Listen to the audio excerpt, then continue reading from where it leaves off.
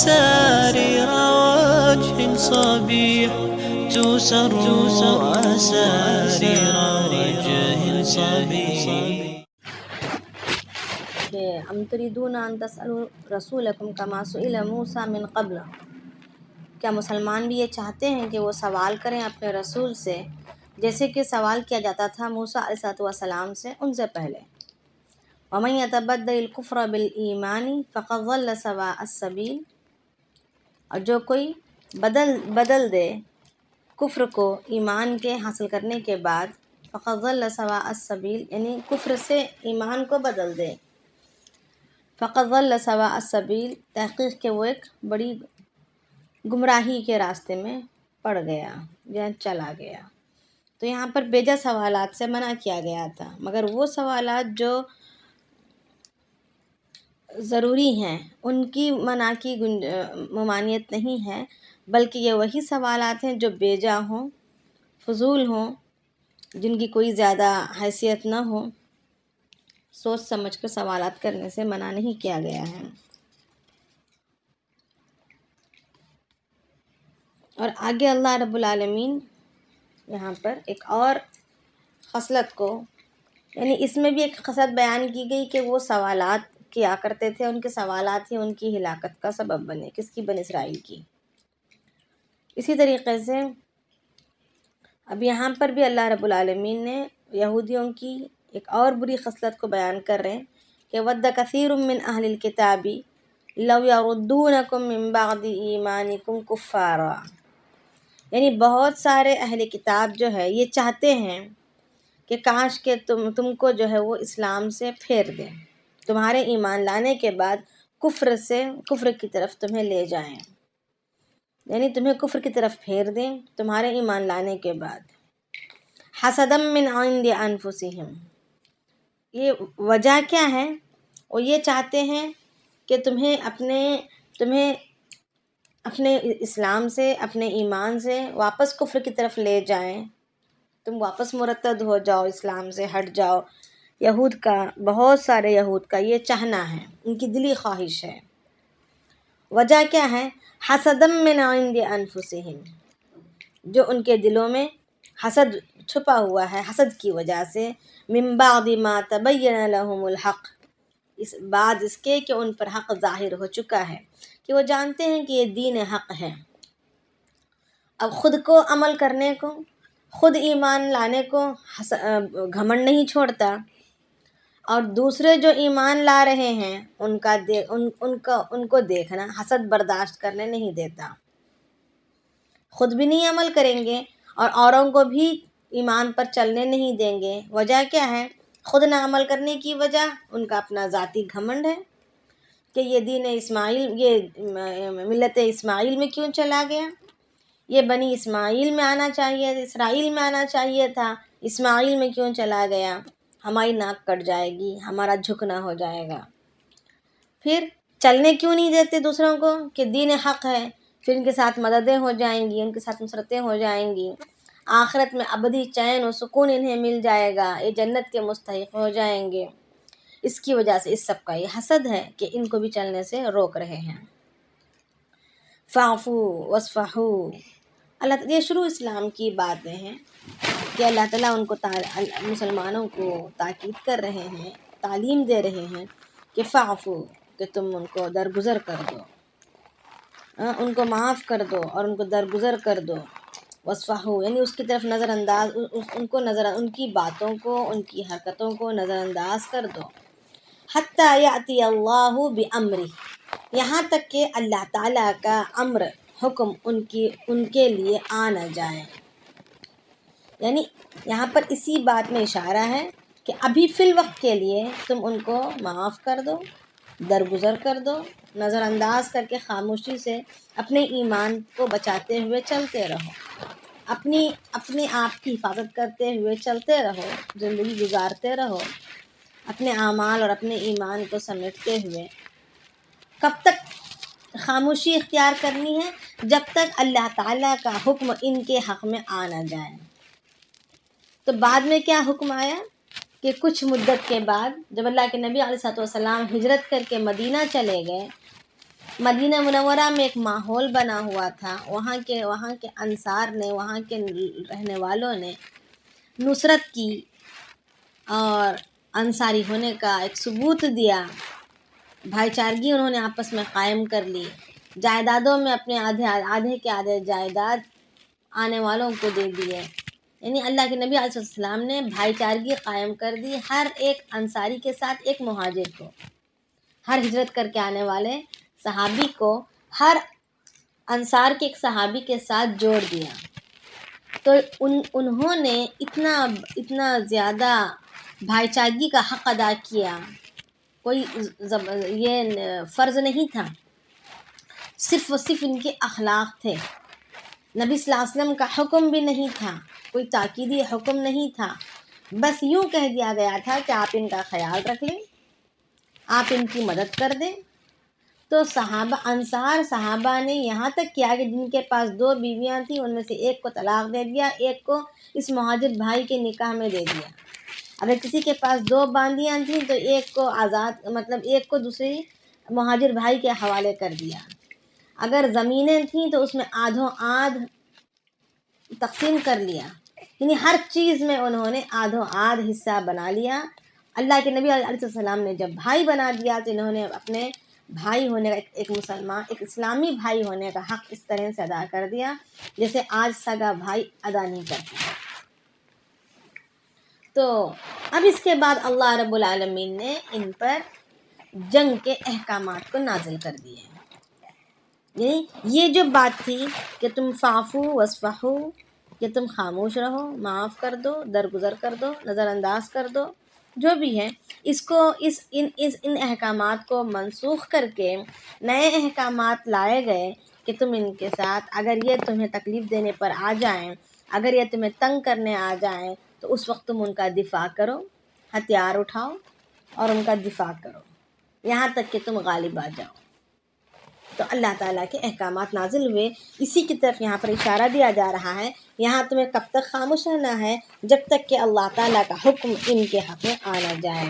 ان اللہ علی کل شیء قدیر، بے شک اللہ تعالیٰ ہر چیز پر قدرت رکھنے والے ہیں۔ اب آگے اللہ رب العالمین فرما رہے ہیں، یعنی کرنا کیا ہے؟ اب تمہارے پاس کوئی طاقت نہیں، کوئی سہولت نہیں، تمہارا کچھ نہیں ہے، تو ایسی صورت میں درگزر کرنا ہے، معاف کرنا ہے، ان کی طرف نظر انداز کرنا ہے، التفات نہیں کرنا ہے، اور نماز کو قائم وَأَقِيمُوا الصَّلَاةَ وَآتُوا الزَّكَاةَ، اور نماز کو قائم کرو اور زکوٰۃ ادا کرو۔ وَمَا تُقَدِّمُوا لِأَنفُسِكُم مِّن خَيْرٍ تَجِدُوهُ عِندَ اللَّهِ، اور جو کچھ تم کر کے آگے بھیجو گے، یعنی تقدموا، جو کچھ تم اعمال کر کے آگے بھیجو گے، لِأَنفُسِكُم، اپنے آپ کے لیے، اپنے واسطے، من خیرٍ، بھلائی میں سے، نیک کاموں میں سے، بھلے کاموں میں سے، تجدوہ، تم اس کو پاؤ گے وہاں پر، کہاں پر؟ جب تم اللہ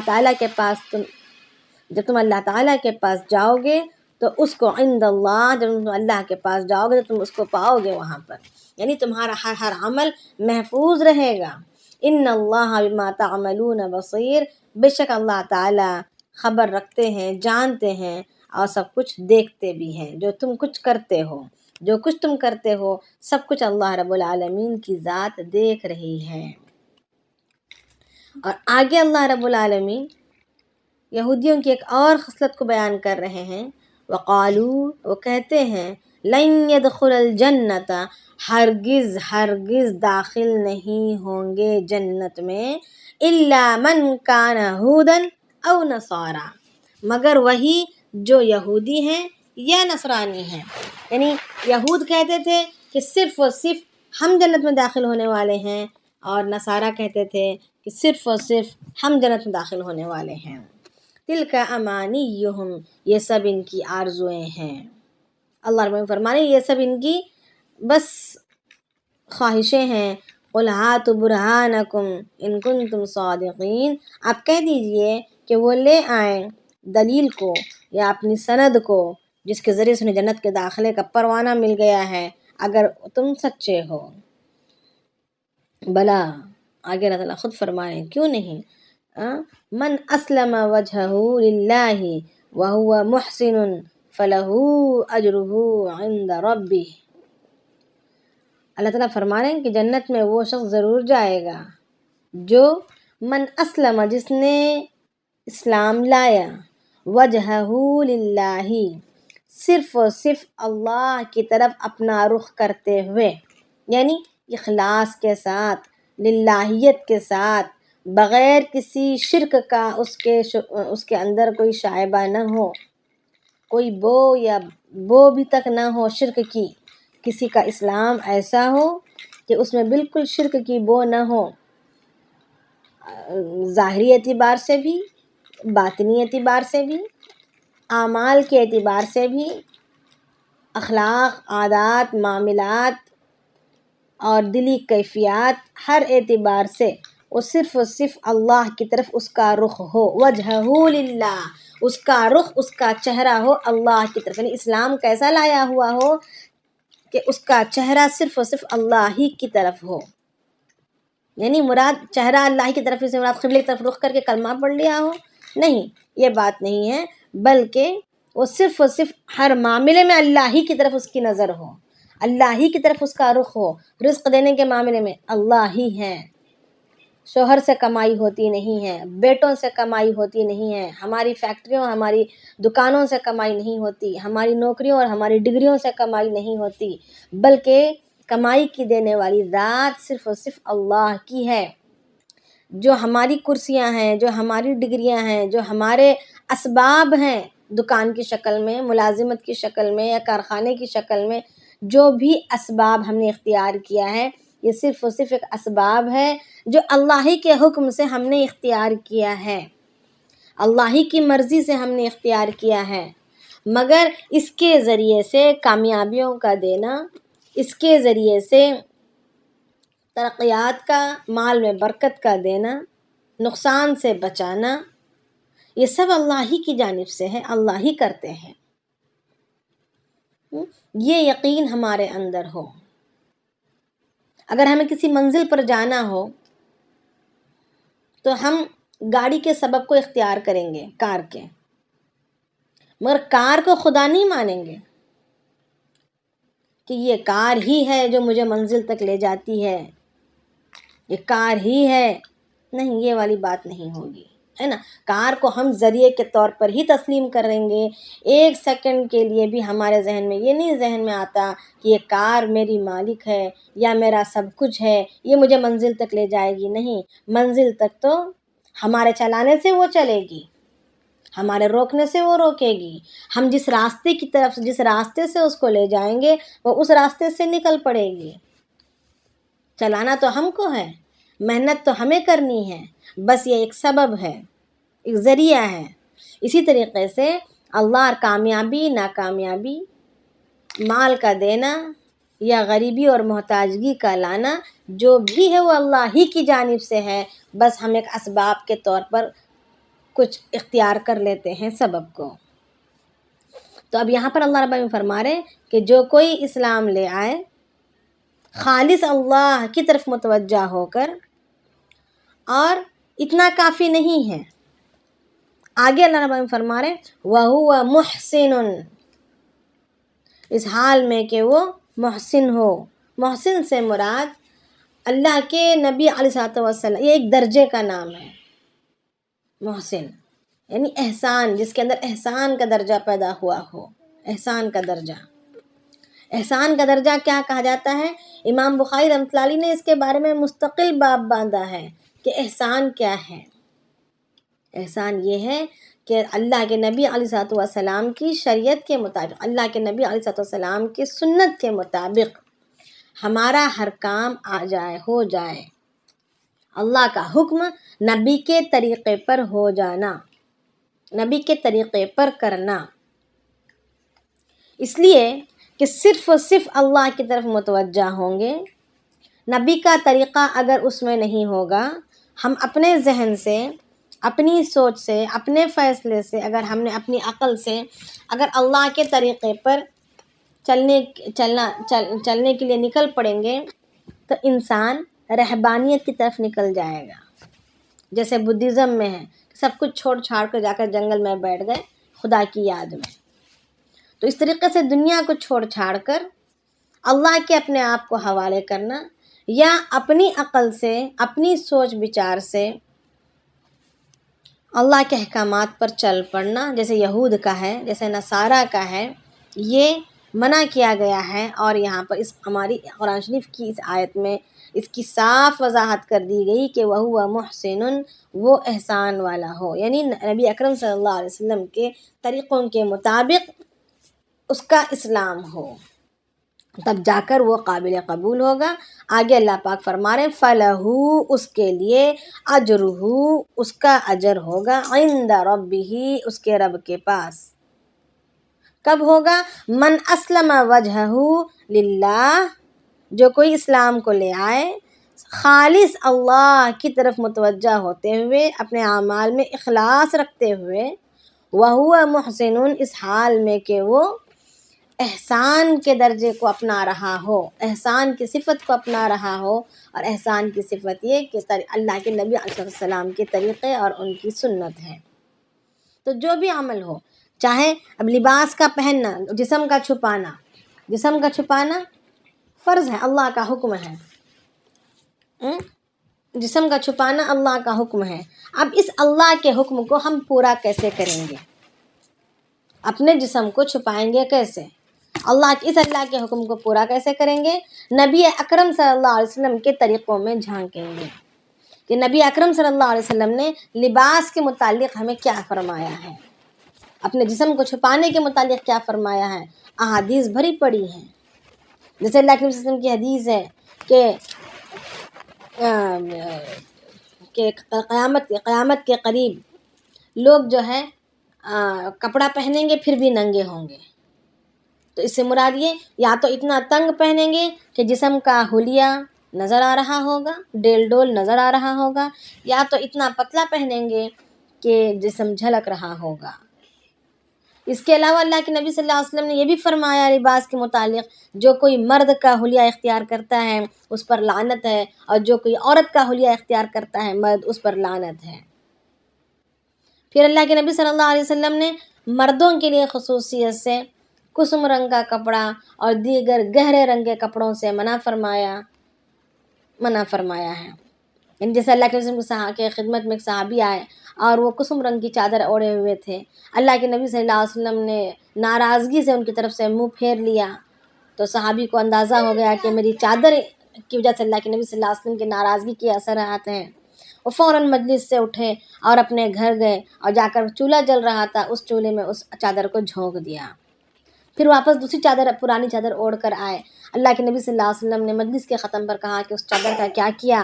تو صحابی نے فرمایا کہ یا رسول اللہ، میں نے اس کو تندور میں ڈال دیا. تو اللہ کے نبی نے فرمایا کہ عورتوں کو دے دیتے، اپنی بیٹیوں کو دے دیتے، وہ اس کا دوپٹہ بنا لیتی. اور پتلے سے اگر کوئی پتلا کپڑا ہو، اس کے بارے میں بھی احادیث ہیں کہ ایک دفعہ اللہ کے نبی کے پاس بہت ہی زیادہ پتلا جو جھلک رہا تھا ایسا کپڑا آیا. اللہ کے نبی نے فرمایا کہ اس کو دوہرا کر کے اوڑھ لیا کرو. عورتوں کی طرف اس کو دیتے ہوئے کہا کہ اس کو دوہرا کر لو، یعنی اس میں استر لگاؤ، یا تو اس کو ڈبل کر لو تاکہ اس کا جھلکنا ختم ہو جائے.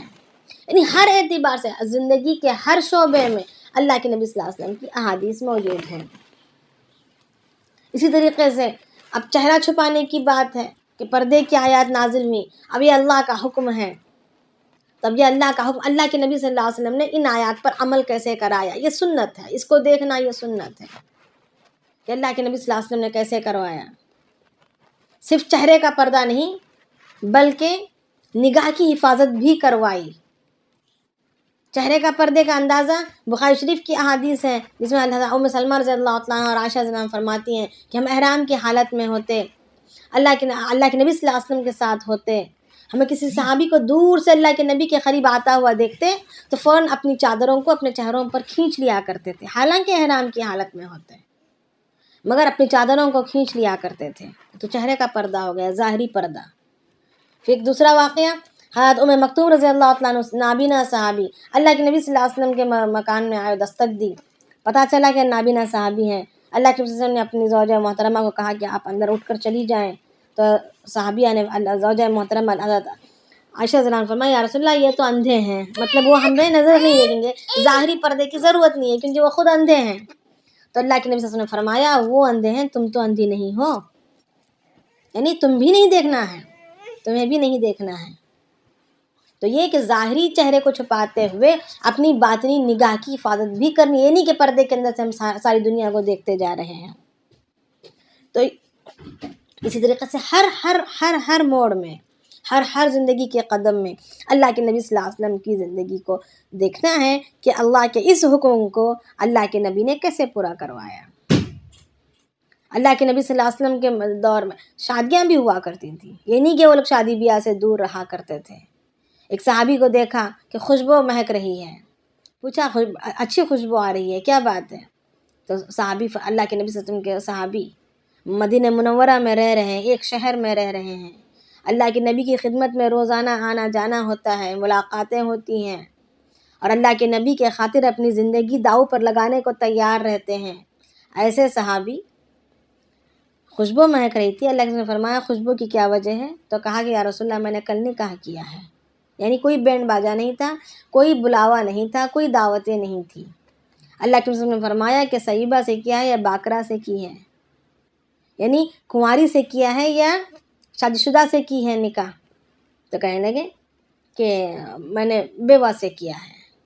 تو اللہ کے رسول نے فرمایا باقرہ سے کر لیتا، کیونکہ جوان آدمی تھا۔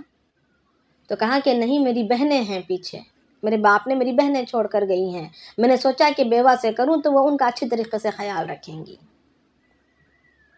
تو یعنی میرا کہنے کا مقصد یہ ہے کہ ہر شعبے میں اللہ کے نبی صلی اللہ علیہ وسلم کی احادیث موجود ہیں، ہمیں دیکھ کر اس پر عمل کریں گے تو ہمارے لیے ہماری یہ زندگیاں کارآمد اور مفید ثابت ہوں گی۔ ورنہ حدیث شریف اللہ کے نبی اللہ رب العالمین قرآن شریف میں فرماتے ہیں، دوسری آیات آئیں گی آگے کہ کل قیامت کے دن بہت سارے تھکے ماندے چہرے اور تھکے ماندے جسمیں لائے جائیں گے اور ان کو آگ میں جھونک دیا جائے گا، اور وہ تھکا ماندہ جو ہونا تھا یہ عبادت کی وجہ سے رہا ہوگا کہ اللہ کے احکامات کی اس طرح پیروی کیے ہوئے ہوں گے کہ ان کی جسم کی تازگیاں ختم ہو گئی ہوں گی، مگر کیا طریقہ غلط رہا، طریقے کے غلط ہونے کی بنیاد پر ان کا کوئی عمل کوئی عبادت کارآمد اور مفید ثابت نہیں ہوئی، بلکہ آگ میں جھونکے جانے کا ذریعہ بنی۔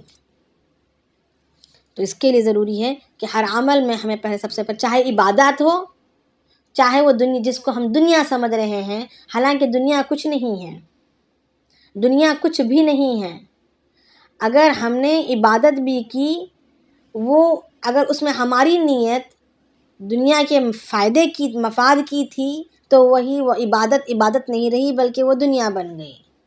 اور اگر کوئی ہماری ضرورتوں کا پورا کرنا ہی ہو، عبادت نہیں بلکہ ہماری ضرورتیں پوری کرنی ہیں، مگر اس میں بھی اگر ہم نے اللہ کی رضا کی نیت کی اور نبی اللہ کی رضا کی نیت کرتے ہوئے نبی اکرم صلی اللہ علیہ وسلم والا طریقہ اگر اختیار کیا تو یہ دنیا نہیں بلکہ یہ خود دین ہے اور یہ عبادت ہے۔ جیسے دنیا داری شادیاں کرنا دنیا داری نہیں ہے، یہ اللہ کا حکم ہے، اس میں نبی کے طریقے کو ڈھونڈ کر اس کو کرنا یہ عبادت ہے۔ ہم اللہ کے اور اسی طریقے سے مال کا کمانا یہ اللہ کا حکم ہے۔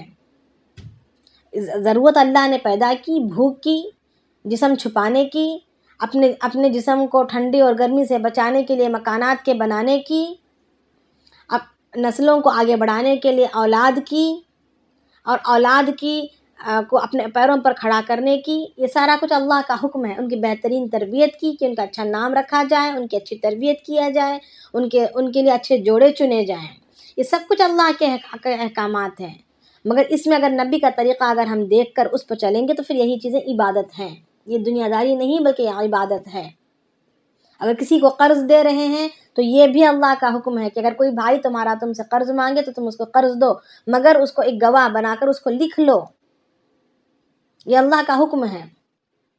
اور اگر کوئی بندہ قرض مانگے اور کسی تاریخ کو مقرر کر دے تو اس تاریخ تک تمہیں صدقے کا روزانہ اتنی قیمت صدقہ کرنے کا ثواب ملتا رہے گا، اور اگر وہ دینے کی تاریخ آ جائے اور یہ تمہارا بھائی اگر قرض واپس نہ کرے، تاریخ بڑھا دے، تو پھر اس تاریخ سے لے کر آگے اس کے بعد جو بھی دن گزریں گے صدقے کا دوہرا ثواب ہو جائے گا، صدقے کے ثواب کو دوہرا ڈبل کر دیا جائے گا صبر کرنے کی وجہ سے۔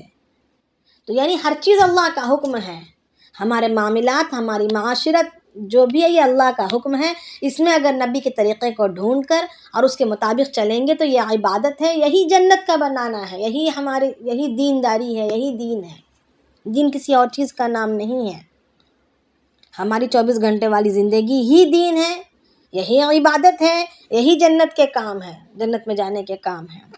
وقالت الیہود لیست النصارى، اور اللہ رب آگے فرما رہے کہ یہود کہتے ہیں کہ نصارہ کچھ بھی نہیں ہے، نصارہ کسی بات پر نہیں ہے، یہ بیکار ہے، علی شیء، یعنی یہ کچھ بھی نہیں ہے، کسی چیز پر بھی نہیں ہے، ان کا نہ دین ہے، نہ ان کا دین صحیح ہے، نہ ان کے طور طریقے صحیح ہیں۔ اور وقالت النصارى، اور نصارہ کہتے ہیں لیست الیہود علی شیء، کہ یہود کچھ بھی نہیں ہے، یہود کی کوئی حیثیت نہیں ہے، ان کے دین کی کوئی حیثیت نہیں ہے، یہ بیکار ہے۔ وہم یتلون الکتاب، اس حال میں کہ وہ تلاوت کرتے ہیں کتاب کی، یعنی دونوں اہل کتاب ہیں، دونوں کے جو ایک دوسرے کو جو کوستے ہیں، جو ایک دوسرے کو جو برا بھلا بولتے ہیں، حالانکہ یہ دونوں اہل کتاب ہیں، دونوں آسمانی کتاب کے حامل ہیں۔ مراد یہ ہے کہ دونوں کی کتابوں میں ایک دوسرے کی تصدیق کی گئی ہے کہ وہ سچے ہیں اور یہ بھی سچے ہیں، مگر کب تک؟ جب تک کہ ٹھیک ٹھیک اس کتاب پر عمل کرتے ہوں اور سچی پکی کتاب ہو۔ اگر کتاب میں تحریف کر لی ہو تو پھر وہ کچھ بھی نہیں ہے۔ تو اب یہاں پر اللہ رب فرما رہے ہیں كَذَلِكَ قَالَ الَّذِينَ لَا يَعْلَمُونَ مِثْلَهُمْ، اسی طریقے سے یہ لوگ ایسی ہی باتیں کرتے ہیں جس کا انہیں علم نہیں ہے۔ فَاللَّهُ يَحْكُمُ بَيْنَهُمْ يَوْمَ الْقِيَامَةِ، بے شک اللہ تعالیٰ فیصلہ کرے گا ان دونوں کے درمیان قیامت کے دن، فِيمَا كَانُوا فِيهِ يَخْتَلِفُونَ، اس بات کا جس میں وہ جھگڑتے تھے، یعنی یہ کچھ بھی نہیں، وہ کچھ بھی نہیں، دونوں کے درمیان اللہ پاک فیصلہ کریں گے کہ کون کچھ تھے، حالانکہ دونوں کچھ نہیں تھے، تو اللہ رب العالمین یہ فیصلہ کریں گے۔ تقال العثار العظام به ويغدو الهوى ككبش ذبيح، بذكر الإله تطيب الحياة، تسر أسارير وجه صبيح، تسر أسارير وجه صبيح.